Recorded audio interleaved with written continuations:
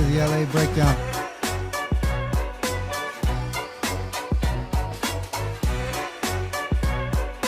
Boogeyman is here. It has been a while since I've done a video, and I like to apologize. I'm not sure if anyone cares. I realize I need to be more consistent, but there's a lot of stuff going on right now that makes it difficult for me to put out videos as much as I'd like to. And I'm also in the process of getting on iTunes and Spotify. I get that question a lot, like, hey, when are you going to do that? Because a lot of people don't like to watch stuff over video. I hear you. I want to create a website. I'm trying to do everything right, so certain stuff is taking a little longer. So until then, we're just going to do these. Screw it. It's kind of hard not to talk about some of this stuff, but I'm also big on, if I'm going to have a certain conversation, I want to have someone there to defend themselves. In this case, I was going to give my opinion on how I felt about Hispanic Trump supporters, and I'm trying to understand them. I just had a lot of trouble getting them to say how they felt on camera, or at least into a mic. And that got me to think a lot. Like, I asked questions like, what is your main worry? It's always the same answer to the few people I talk to, is the backlash. People get crazy. That gives people the worry of starting something when you give your opinion. Pretty much a lot of people just don't feel safe saying exactly what's on their mind, and that's fine. I kind of agree with some of the people who say that, because I get nervous saying stuff on here all the time, which is kind of what I'm going to talk about now. Where did we decide what's offensive and what's not offensive? I myself am in my late 30s. I'm not going to give my age, but I'm in my late 30s. And I want to know, where did this whole what is good to say and what is not good to say, when did it start? Who started it? Was it the older generation? Was it the younger generation? A lot of people are blaming it on the younger generation because, they're saying that they're growing up a little weaker than we did. I don't know. A lot of people are saying it's an older generation who just is still old-fashioned and doesn't get with the times. The point is, I have trouble finding out where did this all come from? What side started what? I'm talking specifically about what you're offended about. Now, I want to get this out of the way. I'm not talking about you should be allowed to say the N-word. Okay, no, that kind of word is meant to spread hate. What I'm talking specifically about is giving your opinion on something. Okay, and if that opinion doesn't go with the common narrative, then you get a little backlash for it. But it wasn't always like that. Nowadays, people are getting offended for a certain joke or a certain thing that someone else found funny, okay?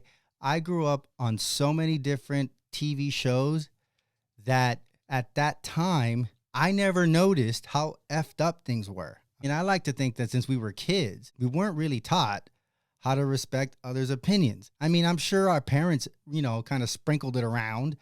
But if you think about it, we were raised around an environment that now is offending people.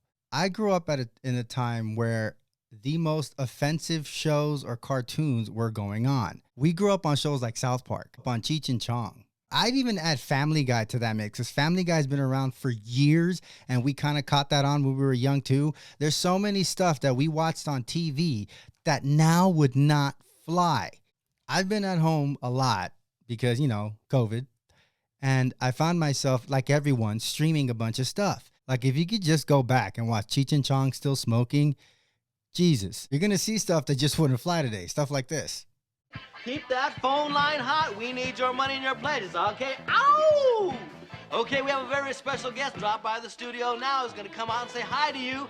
Let's have a big warm welcome for a 3-time U.S. Open International Masturbation Champion. Here he is, Harry Palms. Ow! Ow! Harry Palms. Let's have a big warm welcome for him, huh?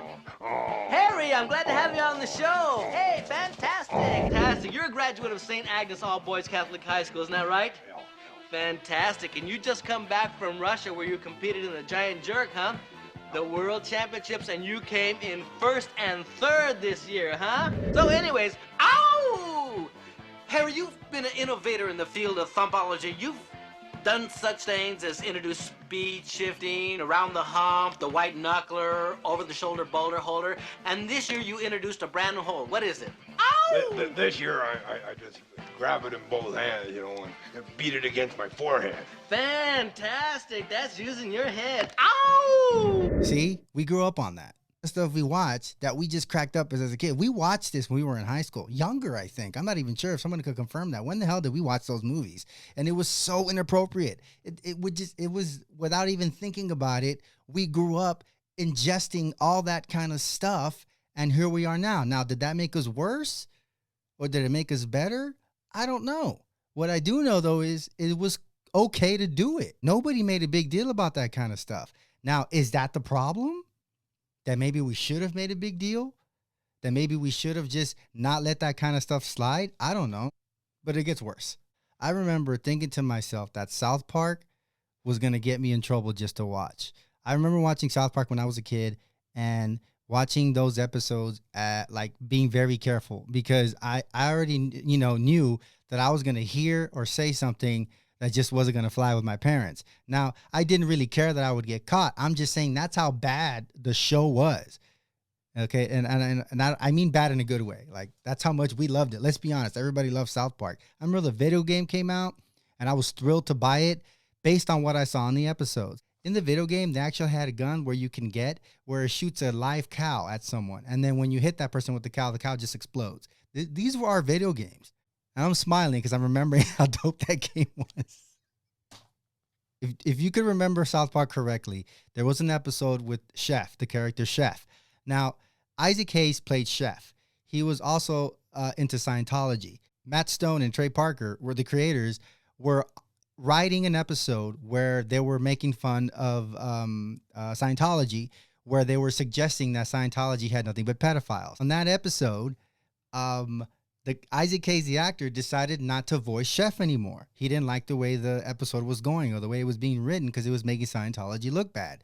Now, what did they do? They killed him off. Does anybody remember that? By the way, they killed him off by having him mauled by wild animals, and it's pretty brutal. Go back and look at it. Final episode. I'm not sure who the character was. I don't remember. Someone actually says, "Oh, we're gonna miss Chef. He would have made a good pedophile." And then the credits come down. Just saying that this is the kind of stuff we grew up on. How are we the way we are now? The kids never saw this, so who got offended? Who's offended first? I'm going to keep asking that question. Who got offended first? The old farts? The older generation? It couldn't have been like my generation, like my dad. They were worse. Are you kidding me?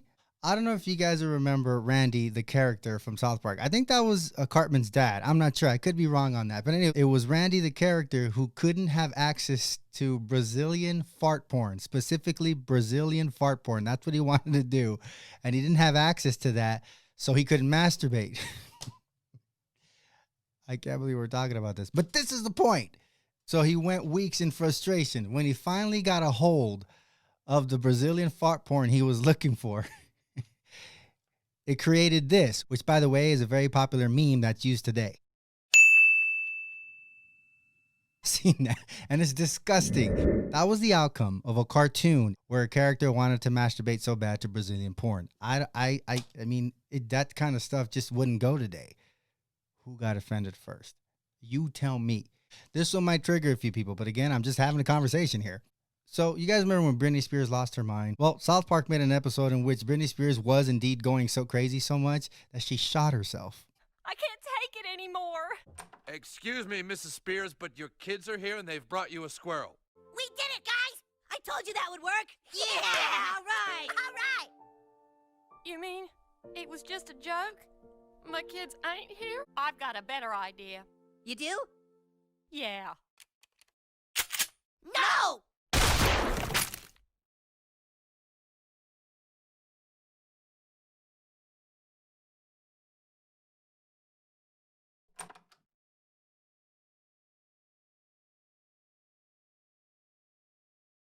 You killed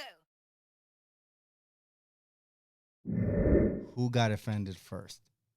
You tell me. Who got offended first? Where did this come from? We grew up on this kind of stuff, and I don't know if we're the hypocrites where we got to calm the hell down or remember what we grew up on, but this kind of stuff doesn't fly today. I'm not saying it should. I can hear some people already picking at me because I'm this, I'm that. I don't have the answers to anything. Right now, America needs to decide what is offensive and what's not offensive. It seems like it flip-flops, and we can't decide because what one person does, another person won't get in trouble for. I'm not saying people need to get in trouble. I'm just saying America really needs to decide what is offensive and what is not offensive. It's causing us to be very closed in and not give our opinions. And I don't think that's right. A lot of people, all these arguments, all this division that's going on right now has affected families. Let's stop pretending that. There's people you stop talking to. There's people that you just don't communicate with anymore because, you know, they picked a certain side. This kind of stuff just creates tension. And it's not going to stop, not any damn time soon. I sit back and watch people tear each other apart on social media, and I'm just like, Jesus. Which is kind of like, you know, the point I was making at the beginning of the episode where I want to have these conversations with people who think different than me so that we don't fight. I don't know if that makes any sense to you guys, but we need to have these conversations. Whether you're for Black Lives Matter or I'm not sure what the other side is. I don't even know who's fighting who anymore. But Trump, Biden, whatever. I have my own opinions. You have your own opinions. And at this point, I don't see any of the fighting stopping. So what should we do about that? You want to know what you should do? My recommendation, honestly, what you should go watch some of your old cartoons or go watch some of your old TV shows. Remind yourself who you really are and then go from there.